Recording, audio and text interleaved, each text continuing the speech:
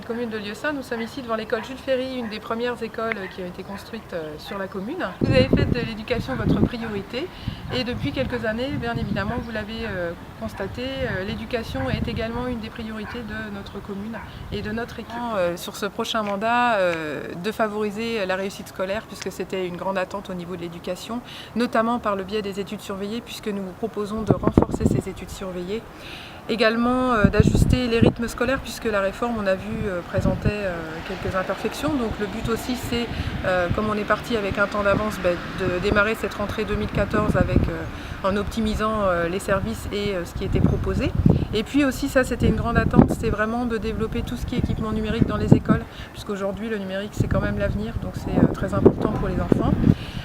Mettre en place aussi un dispositif de lutte contre le décrochage scolaire, parce qu'aujourd'hui on voit bien qu'il y a quand même des enfants qui sortent du système scolaire qui pourraient quand même être avec lesquels on pourrait travailler différemment et du coup mettre un dispositif qui leur permette de s'épanouir autrement et de ne pas quitter le scolaire. Ensuite, pour pouvoir réussir, bien évidemment, ça passe aussi par vous les parents.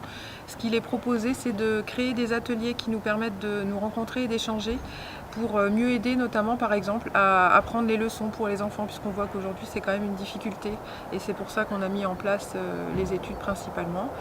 Et puis si on veut regarder un petit peu plus loin, parce que Lieusaint est une population qui évolue, c'est également de créer un 6e groupe scolaire puisqu'on sait bien qu'on va avoir un petit peu plus d'habitants et que demain il faut préparer l'avenir également.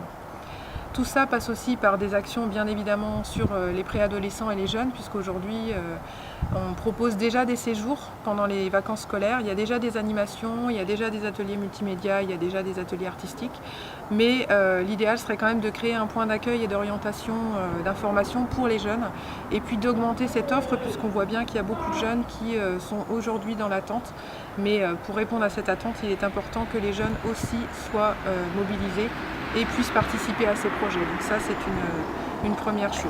Et pour finir, renforcer les activités d'épanouissement, puisque de toute façon, aujourd'hui, on propose déjà ces activités dans le cadre des TAP le vendredi après-midi, dans toutes les écoles.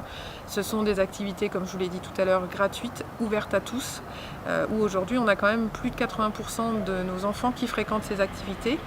Ensuite, développer tout ce qui est école multisport, école de musique, multi-art, pour que chacun puisse avoir aussi un accès à la culture, et également par le biais de l'espace culturel côté cours. Et nous vous proposons également de renforcer tout ce qui est qualité des activités périscolaires, notamment par le biais des thématiques qui sont proposées les mercredis et pendant les vacances scolaires. Et puis de créer aussi des espaces loisirs, des jeux de plein air, un parcours santé. Et pour finir, écoutez, si vous souhaitez nous accompagner dans ce magnifique projet, je vous invite à venir tous voter le 23 mars pour l'équipe de Michel Bisson. Merci.